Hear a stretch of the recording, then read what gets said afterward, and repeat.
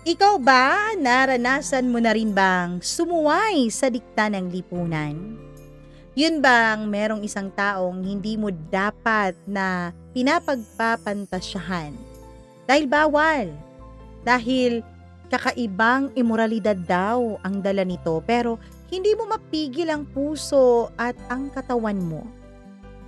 Grabe naman ang kwento nating ito. Hindi ko nga alam nung una kung paano ko ba ito ibabahagi sa inyo. Actually, meron po akong mga parang binago ng konti para naman maging appropriate dito sa ating channel at sa guidelines na rin ang kwentong ito dahil medyo ano talaga. Alam nyo na. Anyways, wag na nating patagalin kasi alam kong excited na kayo. And as you can see, pareho pa rin ang damit ko kahapon, pareho pa rin ang boses ko dahil malat pa rin tayo at iisang araw lang ito na-record. Kaya eto na po ang ating tampok na kwento para sa araw na to. Dito lamang sa Dear Mama Mia.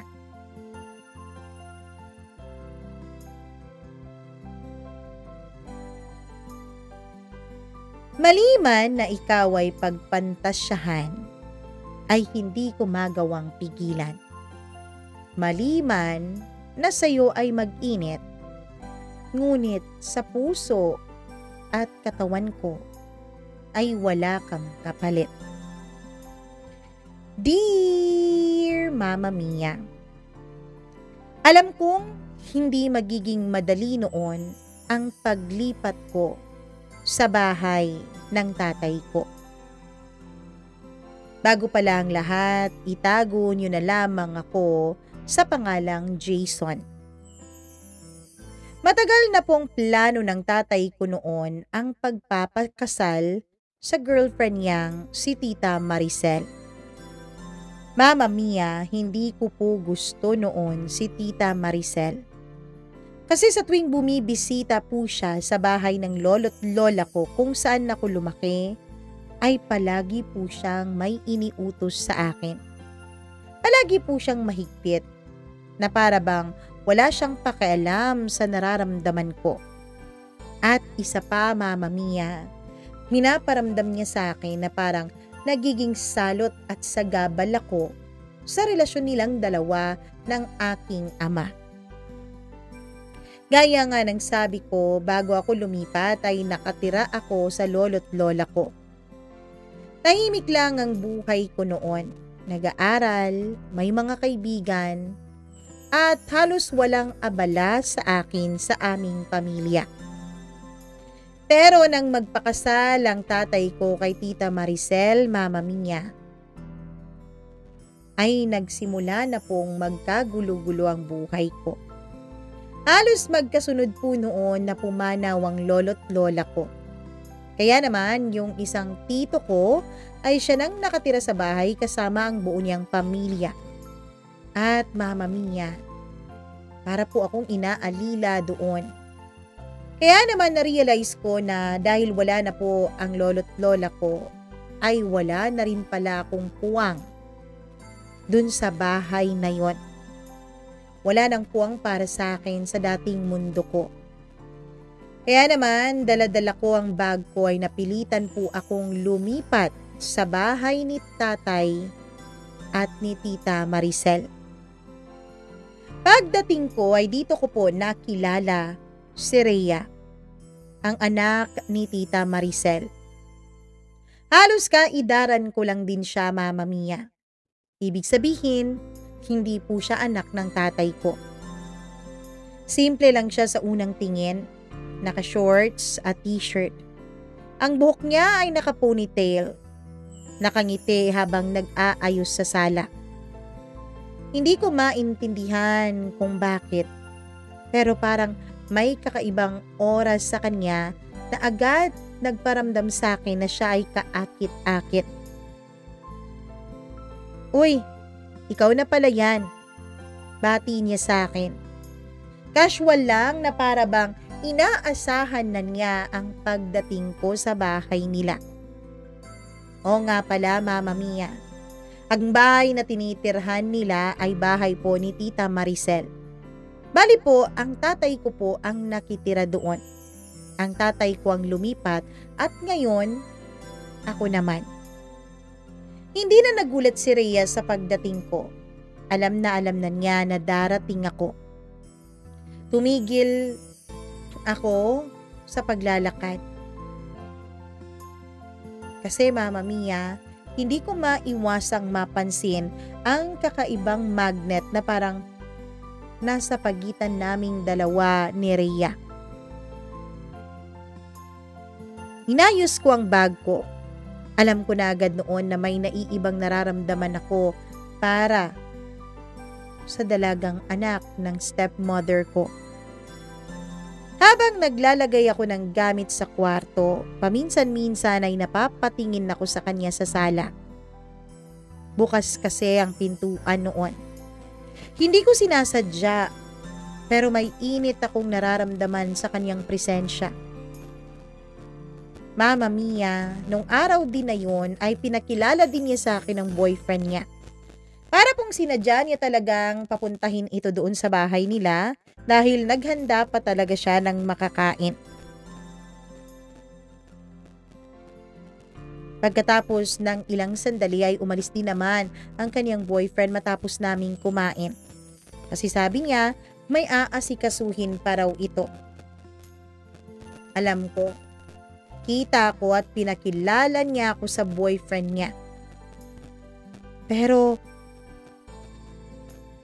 kahit alam kong bawal ang naiisip ko Mama Mia, ay hindi ko po mapigilan ang nararamdaman ko.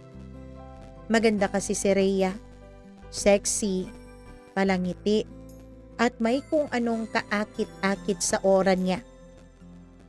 Sa unang araw pa lang ay ramdam ko na may bago nang nag-uumpisang apoy sa pagitan namin. Isang lihim na alam kong bawal pero hindi ko kayang itanggi. Lumipas ang unang linggo mula nung lumipat ako sa bahay nila. Ang araw-araw ay tila po ordinaryo. Sa umaga, sa mga simpleng gawain ako abala. Sa simpleng gawain ako abala.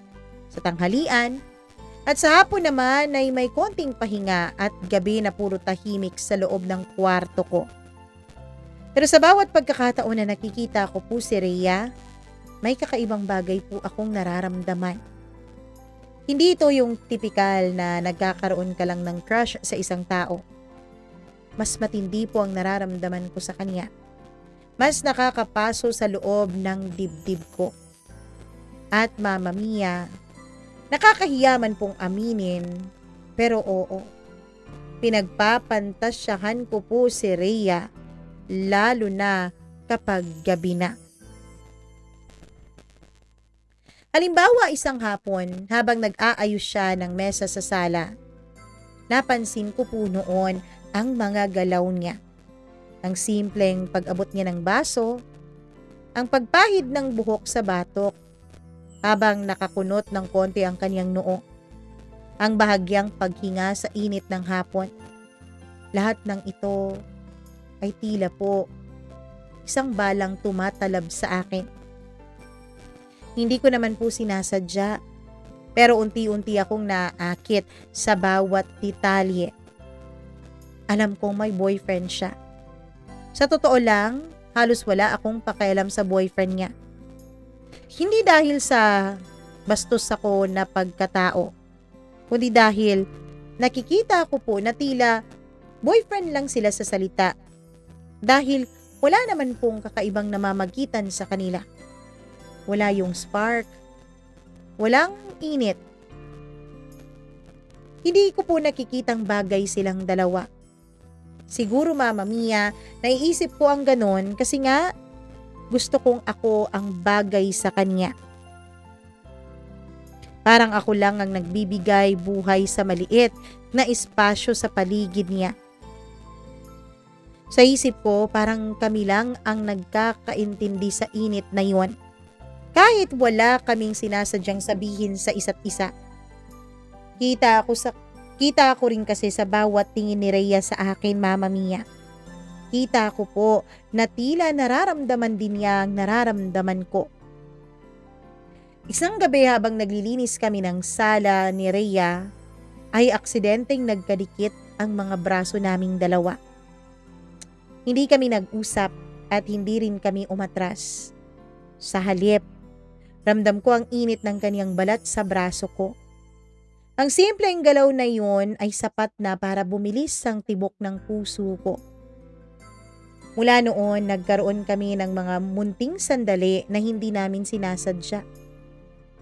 Pag-abot sa parehong bagay, bahagyang pagdikit habang nag-aayos ng mesa o simpleng paglapit sa kanya habang naglilinis.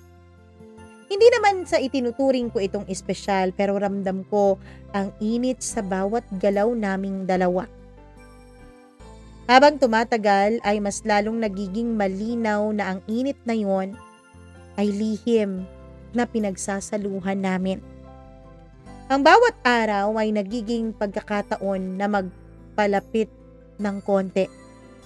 Bahagyang kamay na dumadampi. Malapit sa katawan habang nag-aabot ng gamit. O simpleng pagtingin na mas mababa kesa sa normal. Isang tingin na may kakaibang ibig sabihin. Ang bawat sandali ay nagiging mabigat sa damdamin ko. Alam ko kasing hindi normal, Mama Mia. Alam kong bawal. Alam kong may boyfriend siya.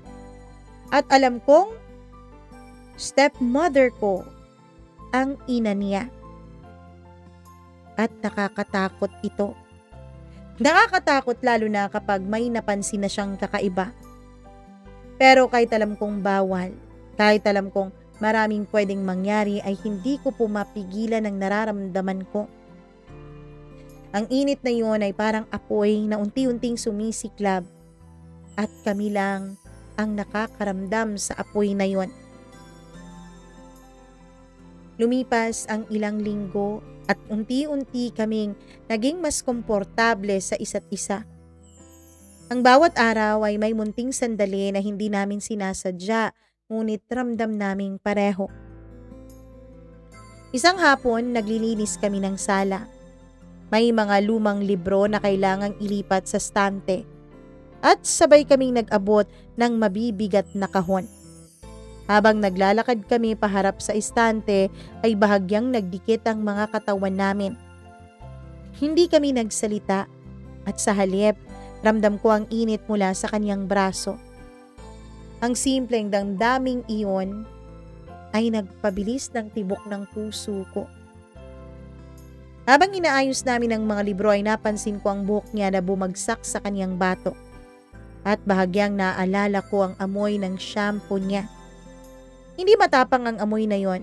Simpleng amoy lang pero sapat para mas lalo po akong maakit. Habang nagkakaabutan kami ng libro, ay bahagyang nagdikit ang mga daliri namin. At parang hindi namin to ininda. Parang in-enjoy lang namin iyon. Parang walang espesyal na nangyayari pero ramdam kong pareho naming naramdaman ang init na dumadaloy sa mga katawan namin habang nagkakadikit kami. Minsan habang nagluluto kaming dalawa ng hapunan, hindi ko maiwasang makita kung paano siya abala sa kusina. Ang bawat galaw niya, kahit simpleng paghalo niya sa kawali o paglalagay ng pinggan sa mesa, ay may kakaibang epekto sa akin. Paminsan-minsan ang mga kamay namin ay nagtatagpo sa pag-abot ng parehong mga plato. At sa tuwing nangyayari yon, parang may hindi nakikitang koneksyon na umiikot sa pagitan namin. At tila naninigas din ang katawan ko na pinilit kong wag ipahalata sa kanya. Ang pinakamahirap ay ang internal conflict na nararamdaman ko, Mama Mia. Alam ko kasi na bukod sa may boyfriend siya, ay anak-anakan na rin siya ng mismong tatay ko. Kaya bawal, kaya hindi dapat. Practically, parang magkapatid na kami kahit hindi kami magkadugo at hindi magkaapelyido dahil iisang pamilya lang naman kami. Ngunit sa pagkakataon na yun, sa bawat pagkakataon ng pagkakalapit namin, hindi ko po kayang itanggi ang nararamdaman ko. Ang init na yun ay parang lihim na apoy na unti-unting lumalakas at kami lang ang nakakaramdam. Sa bawat gabi, bago matulog, naiisip ko ang mga sandaling yun. Ang mga simpleng pagdikit ng mga kamay namin. Ang mga haplos na hindi sinasadya at ang mga ngiti na parang may alam kami sa isa't isa. Hindi namin kailangang sabihin ang lahat dahil ramdam naming pareho. May bagong nangyayari sa pagitan namin. Isang lihim na nagsisimula sa maliit at simpleng paraan. Ngunit parang nagiging malinaw na rin sa amin ang namamagitan sa aming dalawa. Isang hapon, Mama Mia, habang nag-aayos kami sa kwarto ni Rhea, ay bigla akong napadaan sa tabi niya. May mga damit kaming inaayos sa aparador niya at sa isang sandali, ang kamay namin ay nagkadikit habang inaabot ang parehong magulong t-shirt. Hindi naman namin to pinag-usapan at hindi rin kami umatras. Parang pareho kaming dalawa, Mama Mia, na tinatansya kung hanggang saan ang kaya ng isa't isa. Parang pareho kaming dalawa na para bang sinusubok ang linyang namamagitan sa amin. Ang manipis na linya na unti-unti na naming tinatawid. Ramdam ko ang init ng balat niya sa braso ko. Bagyang napatingin siya sa akin at may ngiti na hindi ko maipaliwanag. Isang ngiti na parang sinasabi niya sa akin na alam niya ang ginagawa ko at ayos lang sa kanya. Mula noon ay nagsimulang mas lalong lumakas ang aming lihim na koneksyon. Sa bawat araw, may mga maliliit na pagkakataon na kami lang ang nakakaalam. Habang nagluluto, nagkakaabutan kami sa parehong pinggan at bahagyang nagkakadikit ang aming mga braso. Habang naglilinis ng mesa, bahagyang nagtatagpo ang mga kamay namin at hindi namin inaalis hanggat walang nakakakita o walang nakakapansin. Minsan habang nag-aayos kami ng mga gamit, naramdaman ko ang init ng kaniyang katawan habang nagkakalapit kami. Para pong may apoy na hindi nakikita sa pagitan naming dalawa. Isang apoy na alam kong anumang sandali ay tutupok sa amin. Isang apoy, Mama Mia, na alam kong anumang sandali ay siyang susunog sa aming dalawa. Hindi po ito yung klase ng apoy na hindi mo magugustuhan.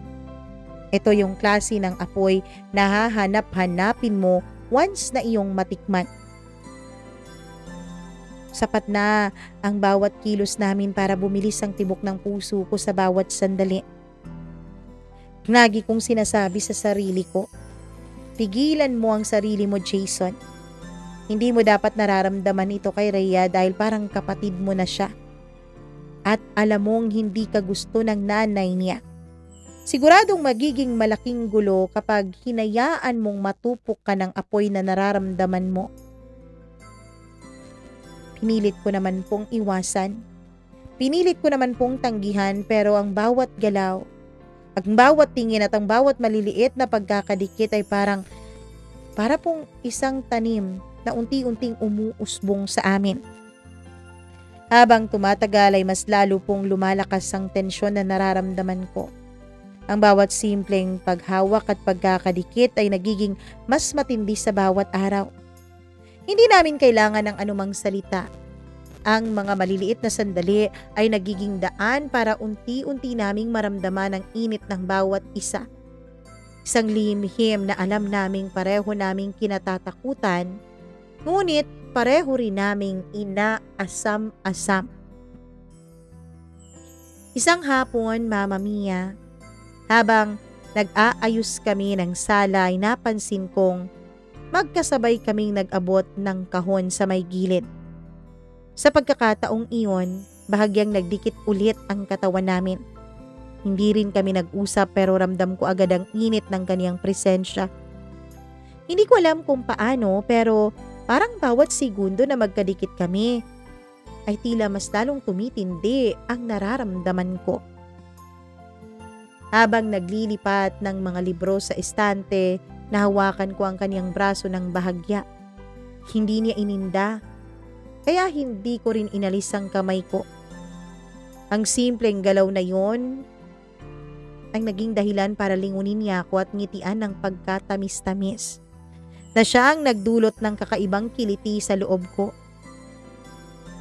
Sa isip ko, ganito ba talaga ang pakiramdam kapag ang ginagawa mo alam mong masama at bawal? Pagkatapos naming mag-ayos ay nagpunta kami sa kusina para magluto at mag-ayos na rin doon. Ang mga kamay namin ay nagtagpo sa pag-abot ng parehong baso. Nagkatitigan kami, Mama Mia. Nagtagpo ang aming mga tingin at nagtagal yun ng ilang sandali. At parang walang nagsasalita pero ramdam naming pareho na may gusto kaming sabihin sa isa't isa. Mula noon, unti-unti na kaming tinutulak ng aming hangganan sa isang lihim na pagkakaunawaan. Isang uri ng pagkakaunawaan na maging kami ay lihim din sa isa't isa. Hindi ko alam, Mama Mia, kung paano at kung bakit. Pero tila hindi ko na talaga napipigil ang sarili ko sa bawat pagkakataon na nagkikita kaming dalawa ni Rhea. Sa bawat pagkakataon na nagkatitigan kami, ay parang may hindi kami nasabi ngunit ramdam namin sa bawat galaw ng isa't isa. Isang malalim na koneksyon. Mula nung nagkaroon kami ng mga palihim na hawakan ni Rhea sa isa't isa, ay napansin ko rin, Mama Mia, na hindi na laging pumupunta sa bahay nila ang kanyang nobyo. Gusto kong magtanong pero hindi ko magawa. Gusto kong sabihin sa kanya na napapansin ko iyon pero hindi ko kaya. Dahil sa totoo lang, Mama Mia, hindi ko kayang maputol din kung anumang namamagitan sa amin. At sa totoo lang, masaya ako na hindi na pumupunta doon ang boyfriend niya. Dahil tuwing nandoon ito sa bahay nila at tuwing nakikita ko silang nagtatawanan habang nag-uusap ni Rhea, ay naiinis ako. Parang gusto ko siyang sugurin. Parang gusto ko siyang suntukin at parang gusto kong hilahin si Rhea mula sa kanya. Alam ko, kahit pinipigilan ko, alam ko, na lalo na talaga akong nahuhulog sa kumunoy ng damdamin ko para kay Rhea. Isang gabi matapos ang hapunan, naiwan kaming dalawa ni Rhea sa kusina. Abala si Papa at si Tita Maricel sa sala habang nanonood ng TV. Ako naman ay naghuhugas ng plato habang si Rhea naman ay nagpunas ng mesa. Ganun kasi sa bahay nila. Mula nung tumungtong ako doon, ay klinaro na sa akin ni Tita Maricel na dapat daw ay tumulong ako sa mga gawaing bahay dahil yun daw ang training grounds ko. Tahimik lang kami. Tanging tunog lang ng tubig at basahan ang naririnig sa paligid at yung mahihinang volume ng TV. Hanggang sa naramdaman ko na lang sa likuran ko si Rhea. Halos dikit na ang katawan niya sa akin habang inaabot ang isang baso sa gilid ng lababo. Excuse, mahina niyang sabi pero hindi naman siya agad lumayo kahit na ilapag na niya yung baso. Ramdam ko ang init ng dibdib niya sa likod ko. Bahagya akong napahinto at ilang segundo kaming nakatigil ng ganun ang aming mga posisyon. Para bang nakuryente ang balat ko kahit hindi pa kami masyadong magkadikit. Dahan-dahan siyang lumayo pero bago pa siya makabalik sa mesa ay lumingon siya sa akin. Tiningnan ako ng may kahulugan. Walang salita pero ngumiti siya sa akin. At sapat na ang tingin na yon at ang ngiti na yon para malaman kong pareho kami ng iniisip. Sadyang wala lang siguro sa amin ni isa na gustong gumalaw ng una. Hindi ko alam pero parang inaakit niya ako ng sadya, Mama Mia. Na para bang gusto niyang ako ang maunang gumalaw. Natural siguro dahil ako naman ang lalaki. Pero, Mama Mia, wala na po akong ibang pamilya. Tanging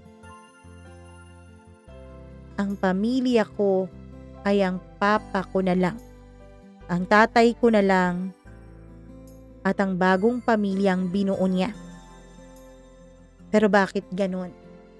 Bakit hindi ko mapigilang maakit sa dapat ay kapatid ang turing ko? Bakit hindi ko magawang layuan siya kahit alam kong bawal? Nasa iisang bahay lang kami.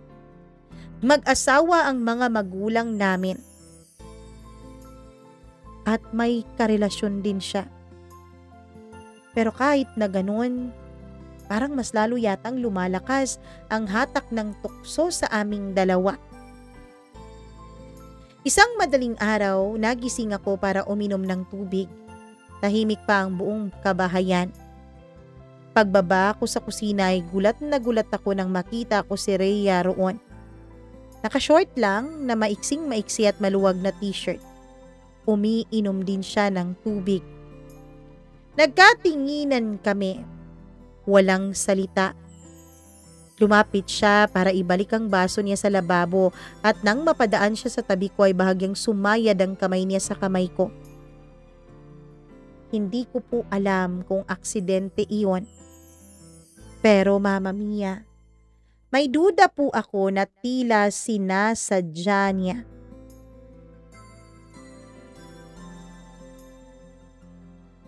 Na tila po, sadya niya talagang gawin iyon sa akin. Ang aga mo ring nagising, sabi niya na parang walang mali siyang pagkakadikit naming dalawa. Pero sa loob-loob ko ay parang sumabog na ang init sa akin.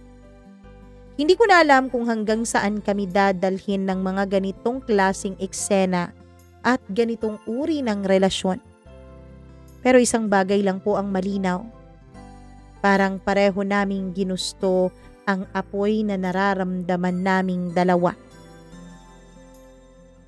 Minsan tuwing weekend, nagiging abala si Papa at si Tita Maricel. Minsan ay nasa palengke sila, minsan naman ay nasa kanilang mga kaibigan. Pareho po kasing sociable lang mga magulang namin ni Rhea. Madalas kami lang dalawa ni Rhea ang naiiwan sa bahay. Isang Sabado ng hapon, ako'y nagbabasa ng libro sa sala habang siya naman ay nakahiga sa sofa at nagsi-cellphone. Tahimik lang ang paligid dahil kaming dalawa lang. Paminsan-minsan, naririnig ko siyang humahagik-gik sa binabasa o pinapanood niya. Napapatingin ako at sa tuwing titignan ko siya, napapansin kong bahagya din pala siyang nakatingin sa akin. Anong binabasa mo? Tanong niya habang nakataas ang isa niyang kilay. Eto, libro. Alam kong libro pero tungkol saan yan? Wala lang. Alam mo, Jason, parang seryoso ka masyado lagi, ano? Ngumiti siya at bumangon mula sa kanyang pagkakahiga. Lumapit siya sa akin na noon ay nakaupo sa sahig at naupo rin siya sa tabi ko.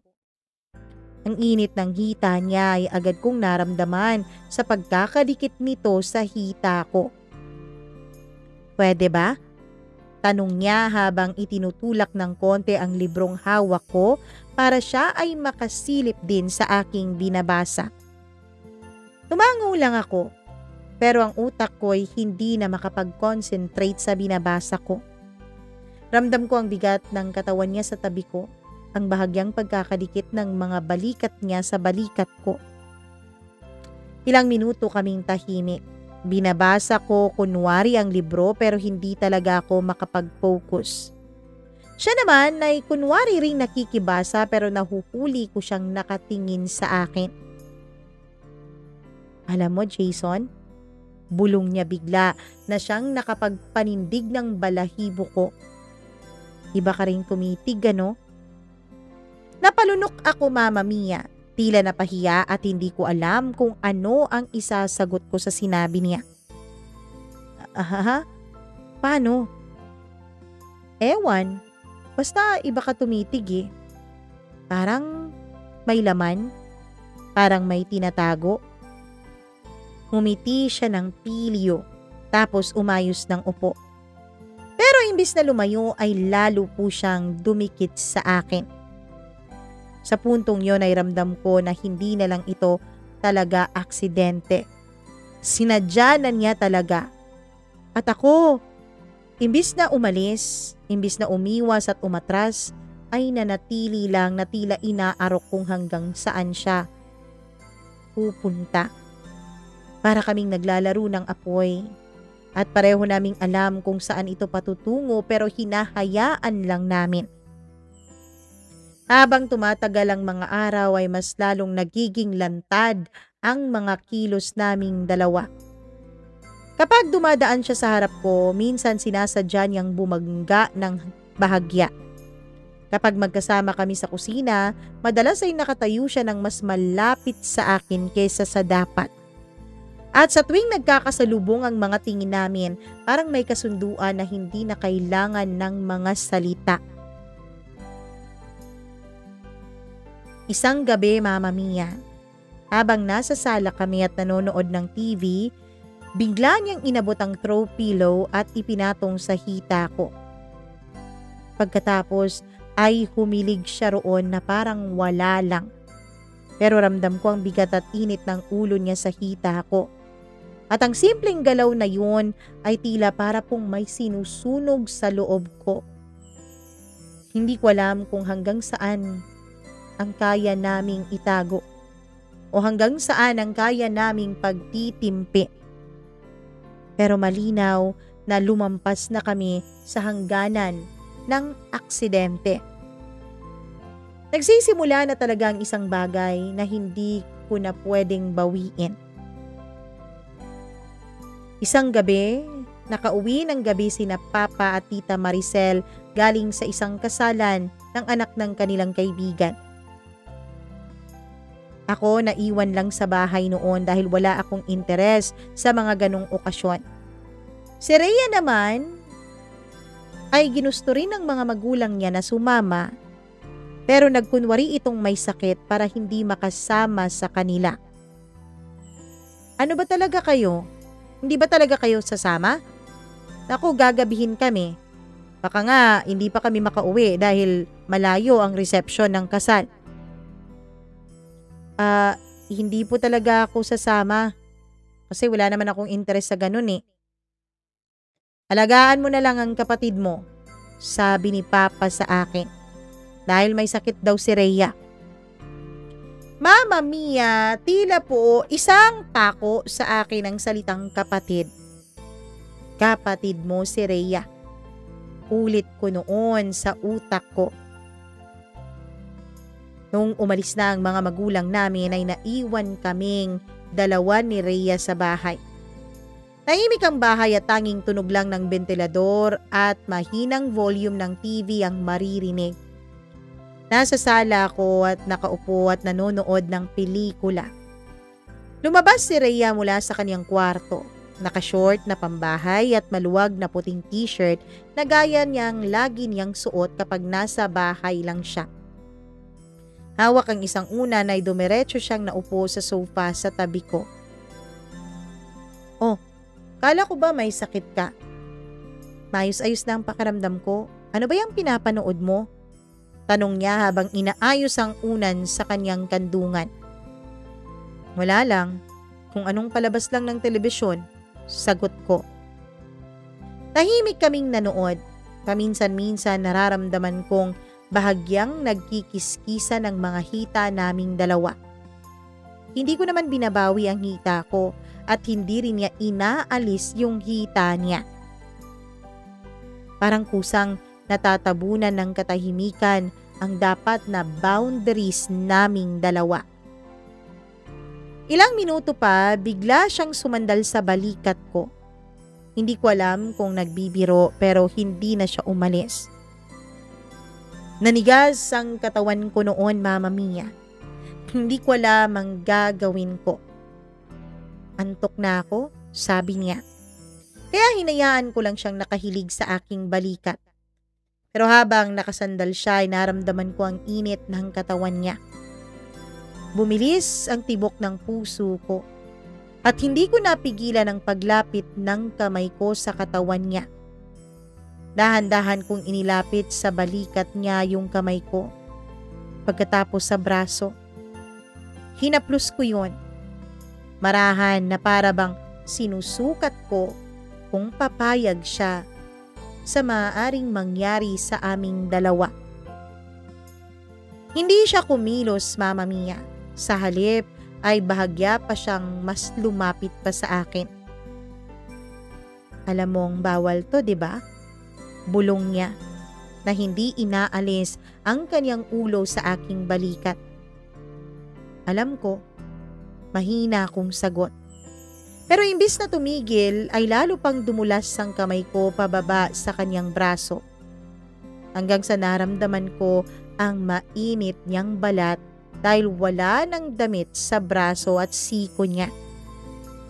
Pagtingin niya sa akin ay walang biro o pagkukunwari sa kaniyang mga mata. Ang nakita ko doon, Mama Mia, ay isang tingin na punong-puno ng apoy at pananabik. Bago ko pa napigilan, ay nagtagpo na ng tuluyan ang mga labi namin sa isa't isa. Mainit, mabilis, at walang pag-aalinlangan ang halik na yon. Para kaming matagal nang naghintay ng ganung sandali.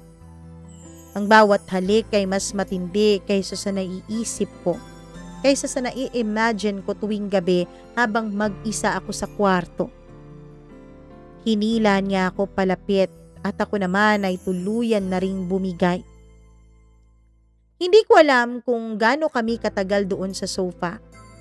Ang alam ko lang, Mama Mia, sa gabing iyon, tuluyan na naming sinindihan ang apoy na ilang linggo na naming pinipigilan. At mula sa sandaling iyon, hindi na kami makakabalik pa sa dati. Pagkatapos ng nangyari sa amin sa sofa, ay tumayo siya at pumasok na sa kwarto niya. Ako naman ay naglinis at sinigurado ko na walang bakas na may iwan at baka magduda pa ang aming mga magulang. Kinabukasan, parang walang nangyari sa amin. Nagising ako at nung lumabas ako ng kwarto ay nasa kusina si Rhea at nag-aalmusal. Nakangiti lang na para bang ordinaryong umaga lang ang nandoon. Ako naman ay nagkunwaring abala sa cellphone ko habang pinipilit kong itago ang sobrang kaba. Alam mo, maaga pa si Mama at ang Papa mo. May lakad daw sila eh. Ewan ko ba sa dalawang yun? Gabing-gabi na umuwi, tapos ang aga-agang umalis. Sabi niya nang wala man lang tingin sa akin. Tumango lang ako. Hindi ko alam kung dapat ba naming pag-usapan yung nangyari sa amin kagabi. Pero sa loob-loob ko, paulit-ulit ko pong nararamdaman sa mga labi ko ang mga halik niya. At ang init ng katawan niya nung naging isang mga katawan naming dalawa. Nung umalis na nga ang mga matatanda ay naiwan ulit kaming dalawa. Tahimik. Na para bang may kasunduan kaming hindi na namin kailangang magsalita pa. Habang naglilinis siya ng mesa ay lumapit ako. Hinawakan ko ang kamay niyang may hawak pang baso. Hindi siya umiwas. Sa halip ay dahan-dahan niyang inilapag ang baso at saka tumingin sa akin. Hindi na dapat maulit yun. Mahina niyang sabi. Alam ko. Sagot ko. Pero sa halip na bitawan siya ay lalo ko pang hinawakan ang kamay niya. Wala nang kasunod na salita. Hinila niya ako papunta sa kwarto niya. At doon, walang takip, walang dahilan, at wala nang pagpipigil. Mas matindi pa ang pinagsaluhan namin kaysa kagabi. Dahil ngayon, alam na naming pareho kung ano ang ginagawa namin. At ngayon, alam na naming pareho na meron pa kaming oras para i-enjoy ang isa't isa. Sa bawat halik, ramdam ko ang pagkasabik na matagal na niyang itinatago. Sa bawat haplos, alam kong hinahanap niya ang init na hindi niya nahanap sa boyfriend niya. At ako, wala na akong pakialam sa salitang bawal-bawal na yan. Ang mahalaga lang sa akin, sa oras na yon ay naangkin ko siya. Sa oras na yon ay akin si Rhea. Matapos ang lahat ay humiga kami sa kama, parehong hingal at parehong tahimik. Ilang sandali pa ay nagtanong siya habang nakatingin sa kisame. Anong mangyayari kapag nalaman nila? Hindi nila malalaman. Sagot ko kahit alam kong sa sarili ko na mahirap na itago ito. Noon nagsimula ang tunay naming lihim, Mama Mia. Hindi na yon isang beses na pagkakamali lang. Isa na itong bagay na alam naming babalik-balikan naming dalawa. Isang bagay na alam naming pareho na hindi namin kayang tigilan pa. Simula nung nangyari iyon sa kwarto ni Rhea, ay hindi na talaga kami bumalik sa dati. Kapag may pagkakataon, Mama Mia, kahit sandali, naghahanap kami ng paraan para magdikit ang aming mga katawan, para magtagpo ang aming mga labi, at para maramdaman ulit ang apoy na yon. Pero mahirap. Habang tumatagal at lumilipas ang araw, ay tila lalong humihirap ang aming sitwasyon. Laging nandyan ang mama niya na si Tita Maricel, na tila po parang may napapansin na. Napapansin ko kasi na parang palagi na siyang nakamasid sa bawat kilos ko. At ang papa ko naman ay laging may sermon sa amin, lalo na tuwing sabay-sabay kaming kumakain. Lagi niyang sinasabi sa amin ni Rhea na alagaan namin ang isa't isa bilang magkapatid. Lagi niyang sinasabi sa amin na protektahan namin ang isa't isa bilang magkapatid kaming dalawa. At lalong lagi niyang sinasabi sa amin na unahin namin dapat ang aming pag-aaral. Kaya naging laro ng palusot at pag-iingat ang bawat bawal na sandali naming dalawa ni Rhea. Isang gabi habang naghahapunan, nakaharap kami sa mesa kasama sina Papa at Tita Maricel. Tahimik lang ako, nakikinig sa mga kwento nila. Pero sa ilalim ng mesa ay dumikit ang paa ni Rhea sa akin. Una, akala ko aksidente lang, pero hindi niya tinanggal. Sa halip, Mama Mia, ay dahan-dahan niya yung inihahaplos na para bang may iginuguhit siya sa binti ko. Nag-init ang pakiramdam ko. Naghalo ang kaba at pag-iinit sa katawan ko. Kasi sa totoo lang, Mama Mia, mga magdadalawang araw na rin noon na hindi kami nagtatagpong dalawa kasi nakabakasyon ng mga magulang namin at nasa bahay lang ang mga ito. Kaya iba yung pag-iingat ang ginagawa namin. Siguro hindi na natiis ni Rhea ang pagkamis niya sa akin, kaya niya ginawa iyon. Napatingin ako sa kanya. Nakangiti lang siya na para bang walang nangyayari. Nakangiti lang siya na pinapakinggan ang kwento ng mama niya at ng papa ko. Ako naman halos hindi makalunok ng pagkain ng inunguya ko sa sobrang kaba, pag-iinit at pananabik. Alam mo bang deadly combination yon, Mama Mia? yung tatlong pakiramdam na yon. Nang matapos ang hapunan, ako ang naatasang magligpit ng mga plato. Habang nasa kusina ako ay sumunod pala si Rhea. Sa likod ng pinto, habang abala ang mga magulang namin sa sala, ay mabilis niya akong hinila. Hinalikan ng mapusok at siyaka ngumiti. Namiss lang kita eh. Ang tagal na rin. Ano ka ba? Nandyan sina Papa. Huwag kang mag-alala. Wala naman silang kaalam-alam. Bulong niya. Pagkatapos noon ay lumabas siya at nakipagkwentuhan ulit sa mama niya na parang walang nangyari, Mama Mia. Hindi ko talaga alam kung paano nagkakaroon ng ganitong klasing lakas ng loob si Rhea. Isang hapon, nag-aya siya bigla na manood kami ng pelikula sa kwarto niya. Kasi may laptop naman siya eh. Hindi ako pumayag agad dahil baka may makahalata sa amin. Kahit na gustong-gusto ko na noon na umoo. Pero syempre, Mama Mia, nagpumilit si Rhea. Wala naman sila mama at ang papa mo. Mamaya pa ang uwi ng mga yon. Kaya halika na. Habang pinapatagal mo nagsasayang ka ng panahon at oras.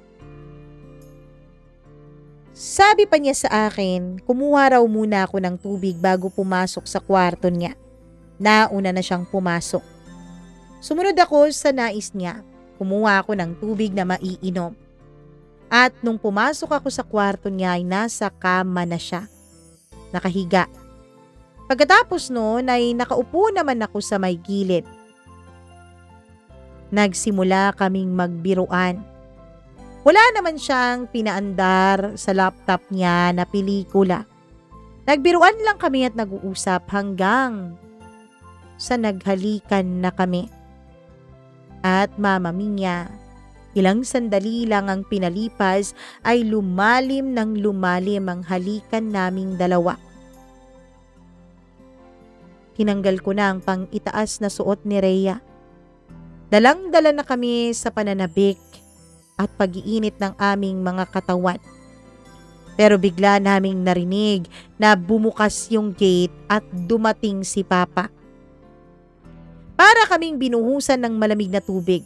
Agad siyang tumalon mula sa kama niya. Pagkatapos ay agad naman siyang nagtago sa ilalim ng kumot. Kunwari ay natutulog. Ako naman, mabilis na bumalik sa sala at binuksan ng TV at nagkukunwari na kanina pa nandun at nanonood. Pagpasok ni Papa ay nakita niya akong nakaupo. Pawis na pawis ako noon kaya pasimple kong pinunasan ang pawis ko sa noo ko. Nakalimutan ko palang paandarin ng bentilador. Kaya naman walang nakatago sa kaba at pagpapawis na nasa mukha ko. Oh, bakit di mo pinaandar yung bentilador? Kanina kasi Papa hindi naman masyadong mainit eh. Tsaka nagtitipid ako ng kuryente. Biglang palusot ko. Na pinagdadasal sa loob ko na sana kagatin niya ang palusot na yon. Oh, ikaw lang bang mag-isa dito? Tanong niya na hindi na niya binalingan pa ang aking pinagpapawisang mukha at noo. Oo pa eh. Pero si Rhea nasa kwarto niya. Natutulog yata. Sagot ko na pilit pinapakalma ang sarili ko. Muntik na. Sabi ko sa sarili ko. Konti na lang. Kung talagang darang na darang kami sa init naming nararamdaman ay baka nahuli na kaming dalawa. Magkatapos ng insidenteng yon ay nag-usap kaming dalawa ni Rhea na dapat mas lalo kaming mag-ingat dahil pwede kaming mabuko kahit na anumang oras. At kapag nangyari yun, ay pihadong isang malaking eskandalo sa pamilya namin. Pero ang totoo, Mama Mia, kahit na nag-usap kaming dalawa na mas mag-iingat kami sa susunod, ay hindi naman namin maiwasan na mas lalo ring lumalakas ang pananabik naming dalawa sa isa't isa. Sabi ko nga sa inyo, Mama Mia, may boyfriend po si Rhea. Itago na lang natin po siya sa pangalang Kevin. Mabait daw itong si Kevin. Laging ipinagmamalaki ni Tita Maricel sa amin. Halatang halata na botong-boto siya kay Kevin para sa anak niya. Bukod kasi sa mabait, may kaya po ang pamilya ni Kevin. At magkaibigan ang mga magulang ni Kevin at si Tita Maricel. Tuwing dumadalaw po si Kevin sa bahay, ako ang may pinakaayaw ng kaniyang presensya. Kung dati, nung wala pang nangyayari sa aming dalawa ni Rhea, ay inis na ako dito kay Kevin. Mas lalo pa noon na may namamagitan na sa aming dalawa, Mama Mia. Mas lalo pa akong naiinis kay Kevin. Mas lalo ko pa siyang hindi gusto at mas lalo ko pa siyang ayaw makita sa bahay namin. Hindi ko kasi kayang makita na may ibang kasama si Rhea. Mama Mia, alam ko, hindi na lang po basta-basta na pagkagusto o init ng katawan ang nararamdaman ko kay Rhea. Isang araw, nadinig kong nag-uusap sina Rhea at Kevin. Bumisita kasi ang huli dahil Sabado iyon. Bakit parang wala ka ng gana sa akin? Reklamo ni Kevin sa kanya.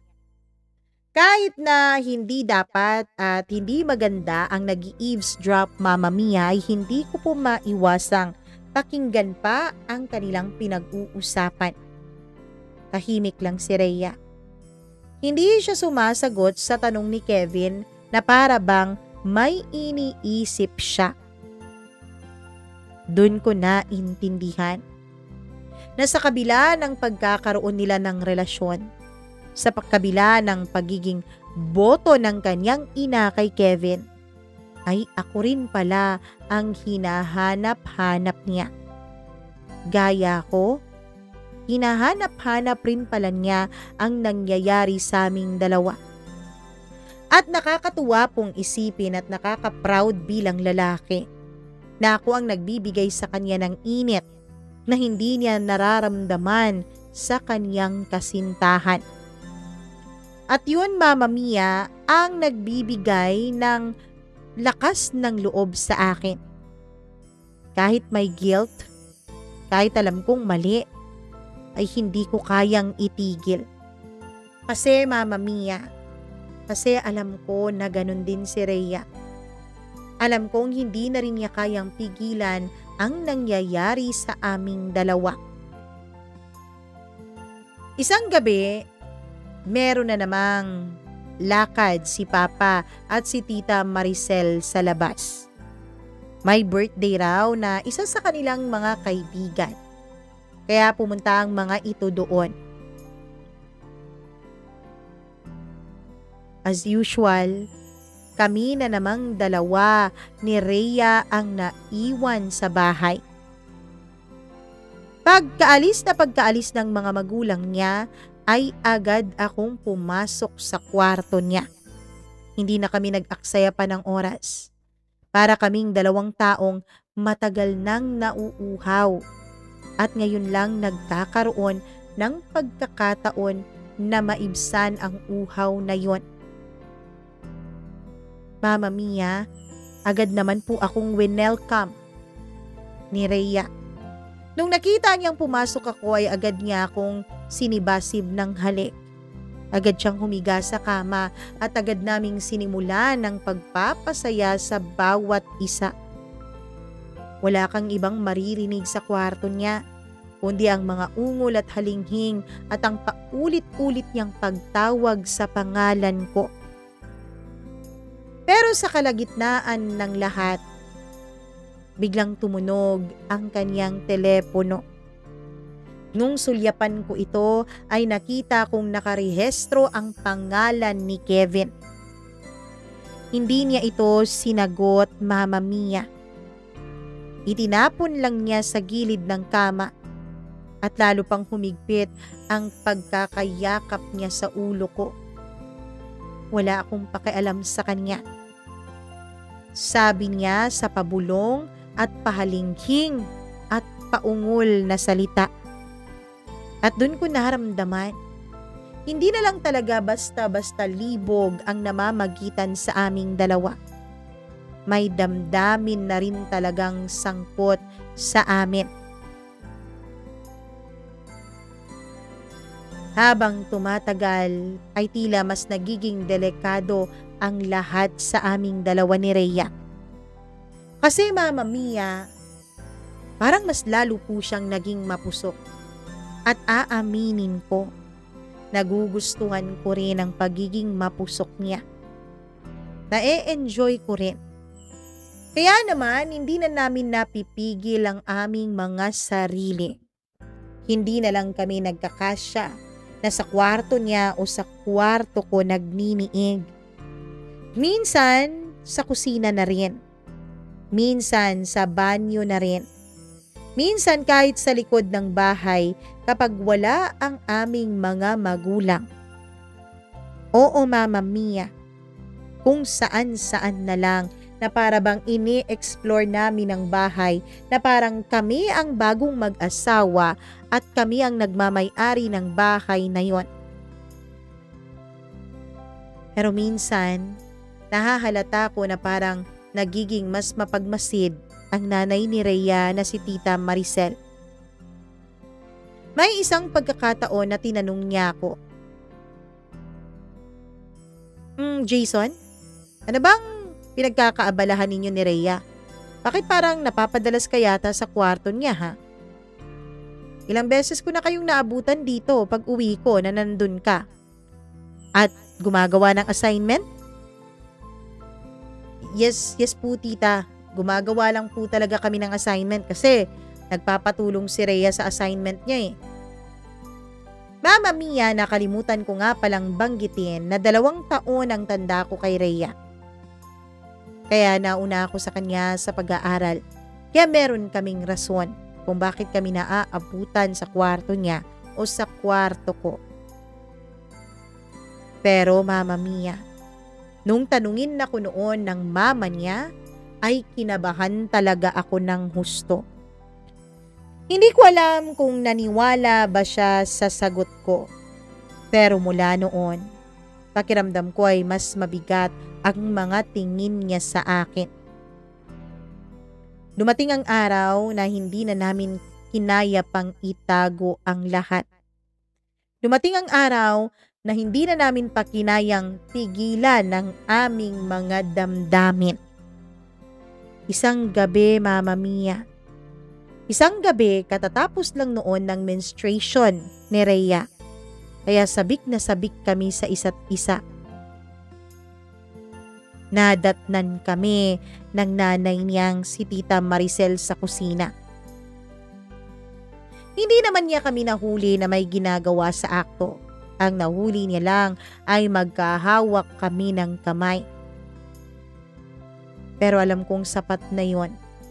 Sapat na ang nakita niyang magkahawak kami ng kamay para pagdudahan niya lahat ng mga palusot naming dalawa ni Rhea. At ang paraan ng pagtingin niya sa akin at paraan ng mga tingin niya, alam kong alam na niya ang nangyayari sa aming dalawa ng anak niya.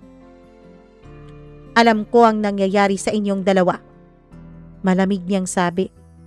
At hindi ko hahayaang masira ang pamilya natin dahil sa mga libog ninyo. Kabang-kaba ako noon, Mama Mia. Sobra akong kinabahan. Akala ko mag-hysterical si Tita Maricel. Pagkatapos ng hapunan ay hinintay ko talaga na may mangyari pero wala. Hindi ako nakatulog sa sobrang kaba. Kinabukasan, kinausap ako ni Papa. Galit siya, pero halata kong mas disappointed at mas nasasaktan siya kaysa sa galit. Jason, hindi ko inaasahang magagawa mo ito. Mas matanda ka kay Rhea. Kaya dapat mas may kontrol ka sa sitwasyon ninyong dalawa. Pasensya ka na. Umalis ka na muna dito sa bahay. Hindi tama ang ginagawa ninyo. Huwag kang mag-alala. Huwag kang mag-alala at susuportahan ko naman ang pag-aaral mo. At ganun nga ang nangyari, Mama Mia. Si Rhea naman ay umiiyak noong nalaman niya. Ayaw niya akong umalis, pero pinapili siya ng mama niya. Ako ba o ang pamilya nila? At kahit alam kong may nararamdaman siya para sa akin, kahit alam ko na handa naman talaga siyang ipaglaban ako, ay hindi ko hinayaan na mangyari iyon, Mama Mia. Kasi wala naman akong future na maganda na maibibigay kay Rhea. Wala naman akong ibang maibibigay sa kanya kundi puro pasakit lang. Kaya naman sinabi ko sa kanyang hindi niya kailangang mamili.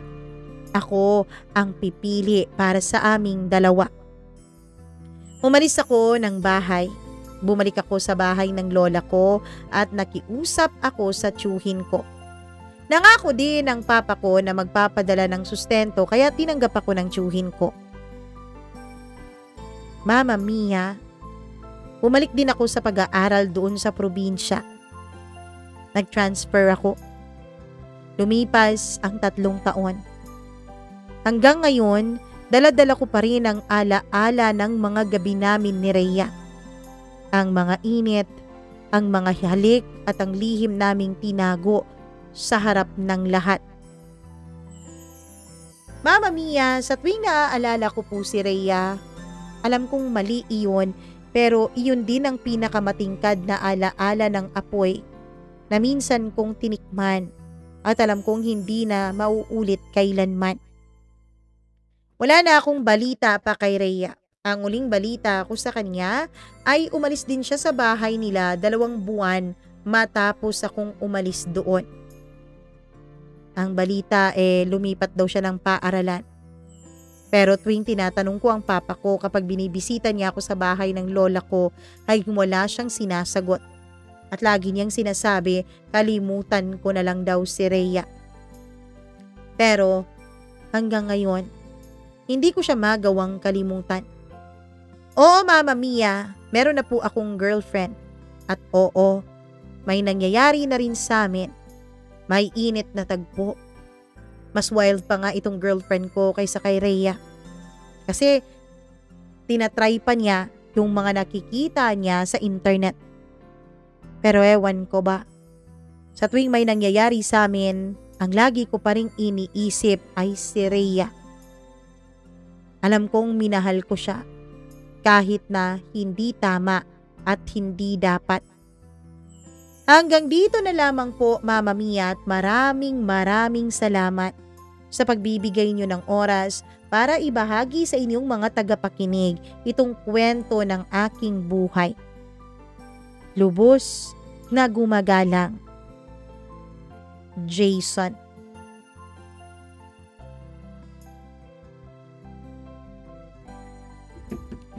Grabe naman yan, Jason.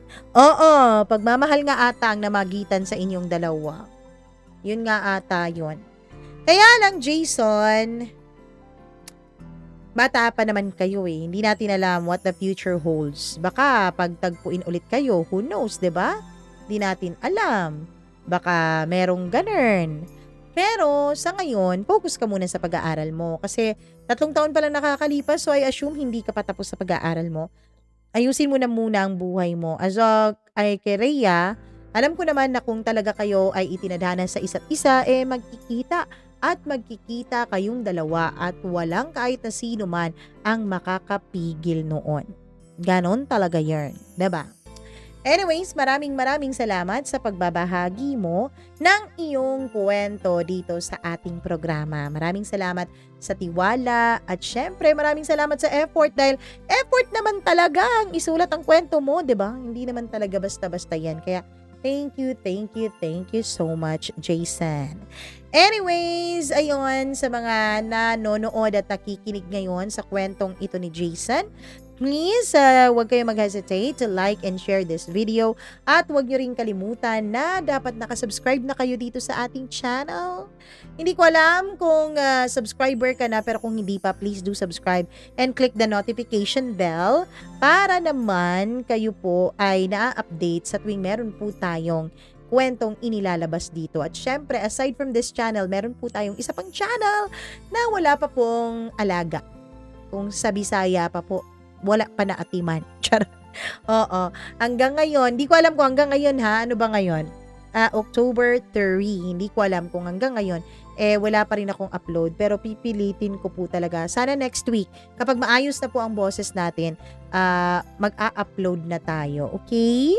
So, sa ngayon, subscribe nyo na muna yun. Bisitahin nyo na rin. Di ko alam kung ilan na ang subscriber nun. Tignan natin. Sa ngayon ha, tignan natin kung ilang subscribers na ba meron si Mama Mia. 250. Di ko alam kung mas mababa to kaysa dati. 250 subscribers. So please do subscribe dahil meron pa tayong ilalagay dyan na mga content. At syempre sa inyo na nakikinig ngayon, unahin muna natin itong ating mga members as usual. Hello, ako kay Freaky. Maraming salamat sa panonood at pagkikinig. Kay Mila Raduban, hi. Kay Easy Gale, kay Gimaras Girl, kay Morin Tugab, kay Maria Elena Abe, kay Janice Linian at Evelyn Kawit. Maraming salamat sa inyong pagmamahal, panonood, at pagsuporta. Lalong-lalo na kung hindi kayo nagsiskip ng ads. Thank you so much. Sa hindi pa po natin members, kung curious po kayo kung paano magpa-member, ay naku, ang gawin nyo lang ay bisitahin nyo yan sa baba. Ayan may be a member or join. Kung hindi nyo makita sa baba, click nyo yung mukha ko dyan. Click nyo yung mukha ko. Tapos, ayun, ano na kayo, ano ba tawag doon? Madadirect na kayo sa aking channel o sa channel natin. Tapos, dun nyo na makita kung paano magpapa-member. Ay, ako kay Mary Grace Sinadan, maraming salamat. Mondi8217, kay Alakura Ukit, maraming thank you. Hello din sa ating mga suki na si Marvy Montecilio Sagittarius, maraming salamat. Christina Sison, Charlene Baclohan, Janine Liano, maraming thank you. Ay din ako kay Shaira Kilang, kay Roslyn Caraballo, maraming salamat. Ay din kay Jean Garado, kay Chazi Chai, kay Team Mira TV, maraming salamat. And Sandara Undi, at sa lahat ng nakikinig sa atin, thank you so much po sa inyo. At sa inyong lahat, nako, kung meron po kayong sariling kwento na nais nyo naman na, ang tawag dyan? Nais nyo namang ibahagi sa atin, all you need to do is to email that to us. Ayan, totoo na talaga. Ayan, may email address sa baba. Ayan, mamamiacdo0317@gmail.com. Sa mga nagsulat sa atin, ayan, nag-response na po kami. Yung mga hindi po talaga namin naiintindihan na kwento ay pasensya po, hindi po talaga namin siya pwedeng ma-ere kasi baka mali-mali po yung maikwento namin, 'di ba?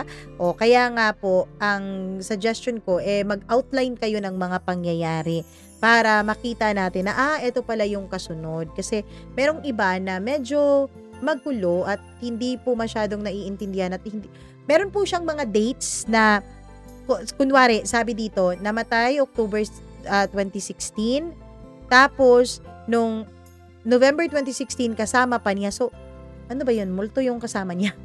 Nakakatakot. So, dapat ayusin nilang muna, okay? So, pasensya na po talaga. Alam kong hinihintay niyo po ang inyong storya, pero talagang hindi namin pwedeng i-ere kung hindi namin naiintindihan at nagagrasp yung story para naman, baka hindi rin maintindihan ng mga nanonood kapag binasa ko. So, mas mabuti yung tama ang pagkakabasa ko dahil baka makasuhan ako. Charot. Anyways, maraming salamat sa inyo ulit. Mag-ingat po kayo palagi and mahal na mahal ko po kayo. I love you so much. Bye!